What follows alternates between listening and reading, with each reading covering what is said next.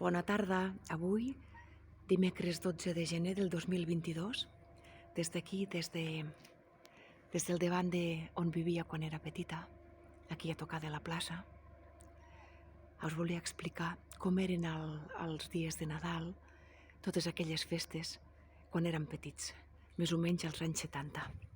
Ara segueixo una miqueta més endavant i us explico. I bé, aquí seguim, caminant per aquests camins. Avui faré el recorregut des del poble fins al riu, pel camí vell o camí del cementiri, que és el camí que hi ha més a propet de casa meva, on vivia quan era petita. Fins als 13 anys vaig viure allà a la plaça. Després vam anar a una altra casa al mateix poble, a Hostafrancs. I aquest camí és on veníem a buscar molsa per fer el pessebre quan érem petits. Avui en dia es veu que no es pot agafar molsa, però clar, fa 40 anys, 45 anys ben bons, doncs sí, no sabíem ni que no es podia agafar, ningú ho havia dit, no hi eren aquestes lleis, que està molt bé que protegeixin la natura, i bé, en aquell moment veníem aquí, en aquests ombradius, una miqueta més avall a buscar molsa. I era com si fos al principi dels preparatius de Nadal, era fer el pessebre i guarnir la casa. Mira, aprofitant que som aquí, això és una mena d'esvoranc aquí, en aquestes riuades tan fortes que hi van haver fa 5 o 6 anys, que en un parell o 3 d'anys seguits hi van haver riuades molt fortes, doncs les parets de marge van cedir i tal com es van quedar en aquells moments, aquí segueixen així, derrumbades. Pràcticament tots els marges que es van desfer, que van caure per aquelles riuades fortes, segueixen igual, ningú els ha arreglat. És una llàstima que el patrimoni no es vagi conservant. Sí que és cert que és feina, i és una feina dura, perquè s'han de posar a lloc les pedres, però això, 50 anys enrere, 60, 70, seria inconcebible, perquè paret que es feia malbé, paret que s'arreglava. En aquell moment, en aquella època, es valorava molt més el territori i es valorava el patrimoni, però no per dir és que volem salvar el patrimoni, no, sinó perquè era una manera de sobreviure. És a dir, els marges aguantaven la terra, aguantaven els trossos. Després també es feia llenya a la vora del riu per poder tindre llenya pel foc, per l'estufa, i amb tot això s'anava aconseguint un equilibri del territori. Mireu, aquí encara està gelat del matí. Impressionant. Per això que aquesta és una zona força ombradiua i aquest és el camí on més molsa hi trobàvem, perquè ve a ser la cara nord del poble. Cap aquí al fons seria la cara oest. Allà hi ha la cara sud i cap allà hi ha la cara est. I bé, aquesta és una zona que realment hi ha força ombra. Com veieu, aquest matí hi havia una bona gelada i encara es veu aquí trossos de raconets gelats. Mireu aquí també que bonic. Aquestes botxes. Aquesta sembla gelada però no n'està, és el color gris que té. I bé, tal com us explicava, doncs, quan era petita, començàvem els preparatius del Nadal preparant el pessebre. Llavors guarníem una miqueta la casa i en una taula del menjador hi fèiem una miqueta de pessebre. Bueno, un pessebre complet, amb tots els elements, I també el que fèiem uns dies abans de Nadal era anar baix a l'entradeta, que és un quartet que teníem allà a casa, als baixos, al costat del pati, i allà hi teníem tota la llenya, i el padrí sempre buscava una soca, la més vella i foradada, que era el tió. I llavors fèiem això, agafàvem el tió, el pujàvem a la vora del foc i allà el cuidàvem, més o menys com es fa avui en dia encara, i que per molts anys sigui, i el tapàvem una miqueta amb una manteta i bé, de vegades no el tapàvem, el deixàvem al costat del foc, que ja estava calentet, i li posàvem menjar i beure. I llavors això, anaven arribant els dies de vacances, que a mi m'encantava perquè mai m'ha agradat anar al col·le, i doncs això, sobre el 22, ja començàvem les vacances i arribava el dia de Nadal. Aquí és on volia començar a explicar una miqueta les diferències d'avui en dia i que va bé mirar enrere perquè també això ens fa veure que realment potser no ens calen tantes coses com a dia d'avui sembla que hem de tenir o que hem de fer, perquè molts anys enrere passàvem amb menys, ja no diguem de l'època dels meus padrins i del meu pare, dels meus pares, però fins i tot a la meva època, jo sóc de l'any 67, del desembre, doncs la meva infantesa ha sigut als anys 70. En aquella època realment estàvem molt bé perquè sí que no teníem gran cosa, però estàvem contents amb el que teníem. I llavors, el que sí que em cridava molt l'atenció era la nit de Nadal, que per nosaltres era, aquí sobretot, és el que jo he viscut, a Catalunya, però clar, concretament a casa meva, i al poble també, penso que era si fa o no fa, que no li donàvem cap importància especial a la nit de Nadal, sinó que era una nit com qualsevol altra, que sopàvem tranquil·lament, el que fèiem era que estàvem a la vora del foc, com sempre, com a les nits d'hivern, allà sentats a la vora del foc amb els pares i els padrins, i arribava la nit de Nadal i sí que ja teníem encès al pessebre les llumetes, i llavors jo recordo que anava cap dalt a la sala, que és un parell d'esgraons més enllà de la cuina, i moltes vegades m'assentava sola al costat del pessebre i pensava, tenia un sentiment estrany. Pensava, ostres, és la nit que neixerà el nen Jesús i aquí estem com si res. No se li dona cap importància, no es fa res especial, sinó que ha sigut una nit com qualsevol altra, amb sopat i tot normal, i en canvi està a punt de néixer el nen Jesús. Sé que jo tenia aquest sentiment de dir, és que neixerà el nen Jesús ja, no? Està a punt de néixer el nen Jesús. I en canvi no fem res especial. També era un sentiment estrany perquè com que vaig néixer a les 3 de la matinada de Nadal, també és aquella nit en la que jo neixia, no? Representa. I era com de, ostres, jo estic a punt de fer els anys, el nen Jesús és la nit en què va néixer i aquí estem com si res. I em xocava perquè, bueno, sí que també sabia que a Espanya es celebrava molt la Nochebuena, a Europa, a Amèrica, també es feia la nit de Nadal perquè és la nit que venia el Pare Noel i tot era una cosa com fantàstica i molt, molt emocionant, i en canvi aquí era una nit normal. I em xocava molt, i fins i tot em feia tristesa, Tenia un sentiment com de tristesa de dir, que estrany. Però la veritat és que amb el pas dels anys ho he anat veient cada vegada més clar, en què realment el dia especial és el dia de Nadal. És el dia que Jesús ja va néixer. Ara pujaré aquí dalt, perquè passaré una miqueta per aquí dalt en aquest tros, que hi ha uns paisatges superxulos. A veure si puc pujar. Ai, ja està. També em tocarà més el sol, perquè aquest camí a la tarda és ombradiu. I bé, tal com us explicava, doncs després amb els anys he anat veient que és com una serenitat que vas adquirint i dius, bé, realment Jesús va néixer el dia de Nadal, doncs el que és important és que al matí, quan comença el dia, ens aixequem i ens despertem i ens saludem amb la família, ens felicitem al Nadal, no?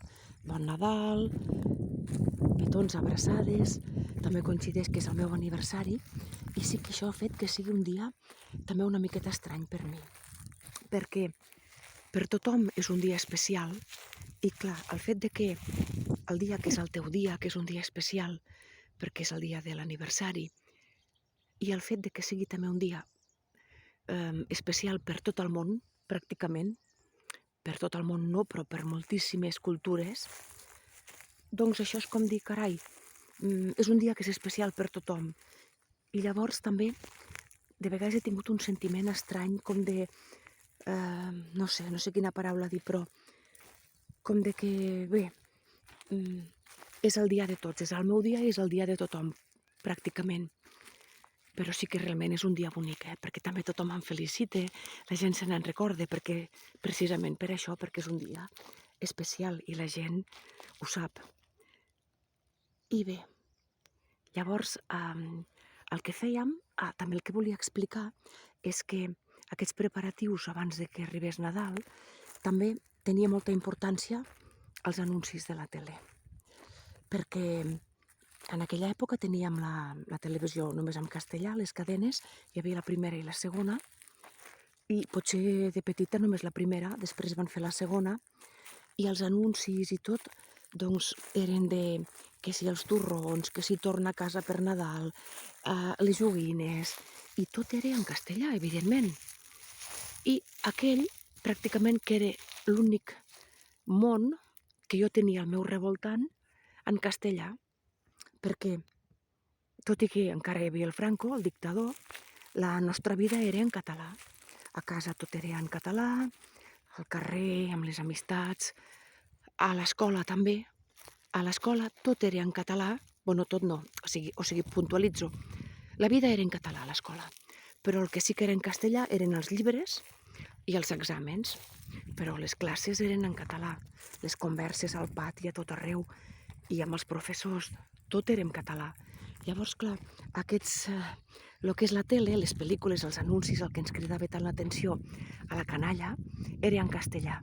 I això feia que se'ns anés interioritzant paraules, frases fetes, de coses que han perdurat durant els anys. I moltes vegades el que sí que m'he adonat en els anys és que el que fem és que quan volem fer alguna expressió divertida o alguna frase feta o alguna cosa, ho fem en castellà. Mireu quin amiguet m'ha seguit. Que bonic. Ara tornarem amunt i el tornaré cap a casa seva. Doncs, frases fetes, com per exemple les pel·lícules d'índios, no? Que ens agradaven molt.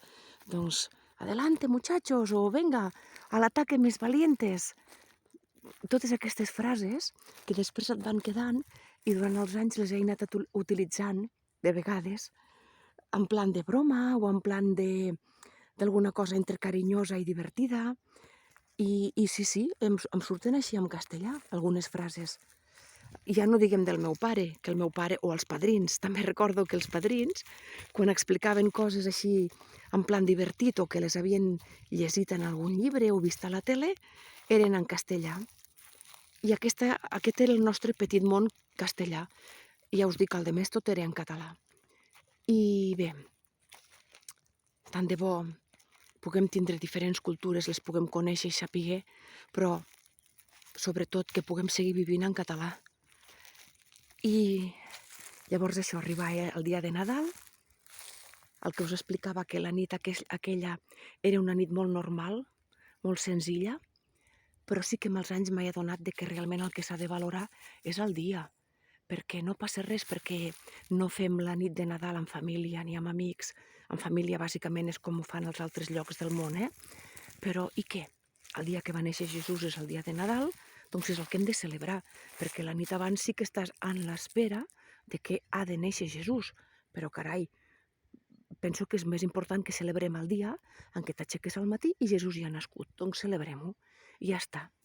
I llavors aquestes eren les cosetes dels principis de festes. Llavors el dia de Nadal també el que fèiem era fer cagar el tió. I per nosaltres era la màxima il·lusió dels primers dies de les festes, perquè després la il·lusió gran eren els reis també, però fer cagar el tió era superemotiu, era superbonic perquè hi havia el caliu, tant el caliu físic, del que era estar a la vora del foc, amb la soca, després ens cagava sempre xocolatines, monedes d'aquestes que són com si fossin monedes d'or, però tot era en plan així, torrons, xocolatines, tot era molt càlid, molt, i molt senzill. I llavors, des de la realitat física d'aquesta calidesa fins a també la simbologia i també el que eren els afectes, no? D'estar amb la família els poquets que érem, perquè ho celebràvem amb els que vivíem a casa, érem els padrins, els meus pares i els meus germans i jo. I llavors, a les festes principals, com la de Nadal, venien també el meu tiet, el germà del meu pare, amb la família, la seva dona, la tieta i els cosins, i també venien els iaios, els pares de la meva mare, amb el meu tiet, per part de mare. No sempre érem tots, però sí que podíem acabar sent doncs, els de casa més els tiets, de vegades més els iaios, o uns altres padrins, que també venien. Però la realitat era que no érem allò de la gran família, però els que érem realment ho vivíem feliços. I també sense grans pretensions, molt senzillament. Llavors, el dia de Sant Esteve. Aquest dia jo no tinc record d'haver celebrat mai res. I vaig preguntar al meu pare, abans d'ahir a la tarda, perquè estava pensant en això de les festes de Nadal, que la veritat és que vaig gravar un altre vídeo fa uns dies, però després el vaig esborrar perquè anava d'un costat a l'altre i vaig pensar, centra una miqueta més el que vols explicar. I en aquell vídeo deia que no tenia cap record de les festes del dia de Sant Esteve, que segurament és perquè no ho celebràvem, perquè no devia ser festiu en el calendari, com ja ho va ser després, quan ja hi va haver la democràcia i vam poder fer les festes catalanes també, posar-les al calendari, no com a la dictadura, però jo no tinc record de Sant Esteve. I llavors, el que us deia, li vaig preguntar al meu pare i em va dir sí que ho celebràvem i tant. Diu, fins i tot celebràvem Sant Joan. Sant Joan es refereix a Sant Joan Evangelista, que és el dia 27 de desembre. I jo li vaig dir, però ho celebràvem? Dic, com ho fèiem? Dic, no recordo cap dinar així de família i de ser colla. Diu, qui havíem de ser? Diu, qui havíem de ser? Els de casa. I si hi havia els tiets algun any, però algun any no, perquè ja havien sigut per Nadal, no? Però érem els de casa. I clar, aquesta és la realitat, que sí, que des de sempre ha sigut tradició aquí a Catalunya de també fer Sant Esteve, però això que ara està més institucionalitzat, de que per Nadal a casa d'uns, per Sant Esteve a casa dels altres, tampoc no tenia per què fer-se abans, perquè les famílies tiràvem una mica més com podíem. I en aquest aspecte, doncs, nosaltres mateixos, si érem els de casa, en l'opinió del meu pare, ja ho celebràvem. I és que és així, és veritat. Per això, aquest vídeo està una miqueta enfocat en què donem valor a les petites coses del dia a dia i a les petites grans coses de les festes. Llavors, després de Sant Esteve, que ja us dic, no en tinc cap record especial, sinó que era un dia més, durant totes les vacances, doncs mira, els meus germans i jo jugant a casa, sortint al carrer també, anar fent, i esperant els Reis. Escrivíem la carta als Reis, quan érem petits ens ajudaven els pares, i després ja quan érem una miqueta més grandets, recordo que jo de vegades escrivia la carta dels meus germans petits, perquè nosaltres som 4 germans, el gran, després jo, després un altre, i el petit que té 9 anys menys.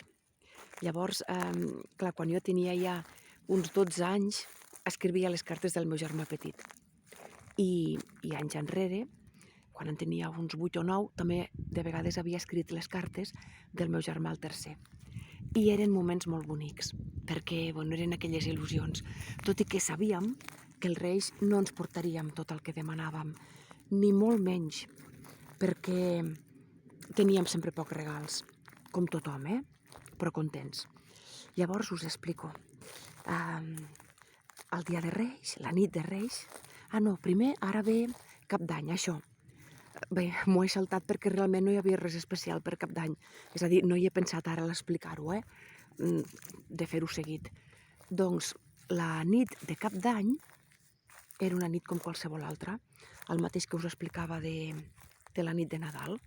Sopàvem normal i corrent, i l'endemà sí que quan ens despertàvem, doncs, bon dia, bon any, i ja està. I sí que fèiem un dinar de família, els que fóssim, perquè era un dia festiu, no? I el dia especial, que és el primer dia de l'any. Però això de la nit de Cap d'Any, fer grans dinars, no ho fèiem. I després sí que quan ja érem joves, això ja parlo dels anys 85 anant endavant, És a dir, dels 85 fins a l'any 2000, podríem dir, i ha sigut tota l'època que sí que hem celebrat el Cap d'Any en colla. Llavors, amb la colla d'amics, la colla del poble, i ha sigut molt bonic, sí, la veritat és que sí.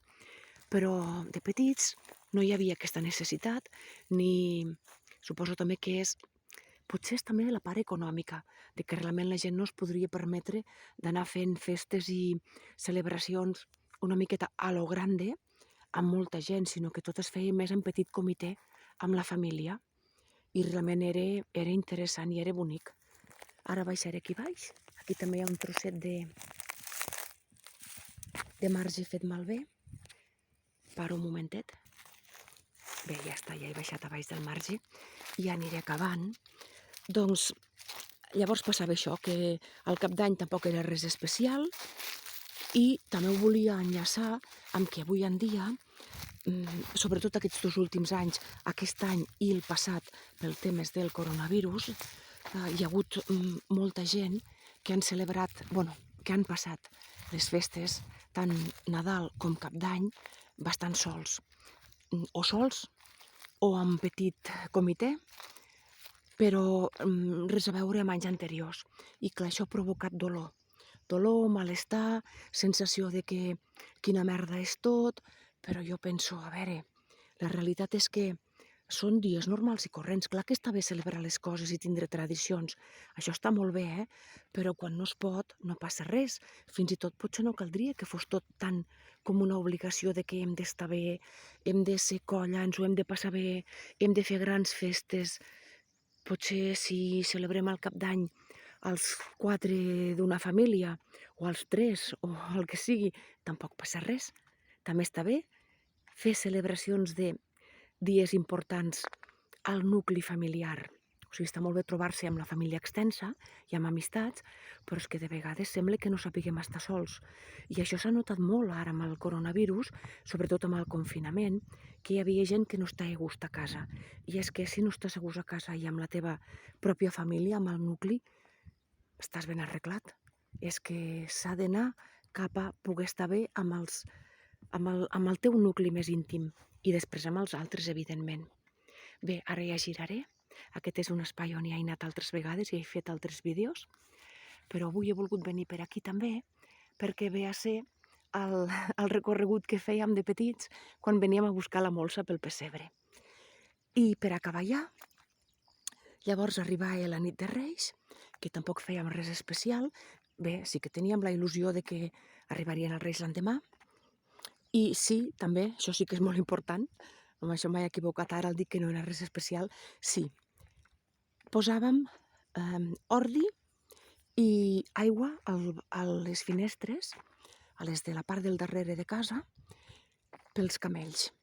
I això recordo sempre que la meva mare sempre, i la padrina, sobretot, vinga, anem a posar un platet i un vas o bé una tasseta amb aigua pels camells i l'ordi, perquè estan molt cansats, venen de molt lluny i estaran contents, i bé, aquesta era la nostra tradició. I llavors l'endemà al matí, quan ens despertàvem, ja trobàvem els regals dels Reis, que en general sempre eren coses simples, coses senzilles. Per exemple, sempre queia alguna cosa pel col·le, alguna motxilla, que nosaltres en diem cartera, sempre hem dit la cartera per anar a l'escola, al col·le.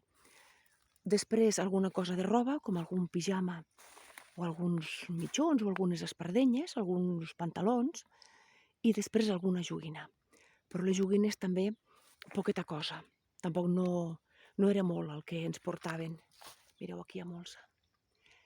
I tinc el record de que durant els anys m'han portat 2 nines, una la Nancy, que m'encantava la Nancy, i després una altra. I això en tota la meva infantesa. I els meus germans, doncs, el Hyperman o el Madelman, i l'Exim Castillos, aquestes coses. I sí que hi havia moments en què ens sentíem una miqueta decepcionats, però la realitat és que després ja se'ns passava. Estàvem contents, jugàvem entre tots, amb el que teníem tots. Mireu quina meravella de natura. I bé, la realitat és que passàvem les festes amb petites coses, però que les fèiem importants. No hi havia tantes coses com ara de dir nit de Nadal, nit de Cap d'Any, Sant Esteve també, que me l'he deixat. Bé, no hi havia tantes coses, eren petites celebracions, però que els hi donàvem la importància, siguen nosaltres mateixos i siguen els que érem a casa. Si venien una miqueta de família bé, si no els que érem a casa, i realment no estàvem malament. Bé, no vull dir amb tot això que el passat sempre és millor, no vull dir això. Sí que vull dir que hem de mirar enrere per aprendre del passat i per adornar-nos que el que estem vivint en el present i el que podem viure en el futur, bé, podem tindre aquests aprenentatges del passat d'aquesta senzillesa i que no cal que tot sigui més i més i més. I bé, m'he allargat molt en aquest vídeo. Només desitjar-vos que bon any 2022 i calma i coratge.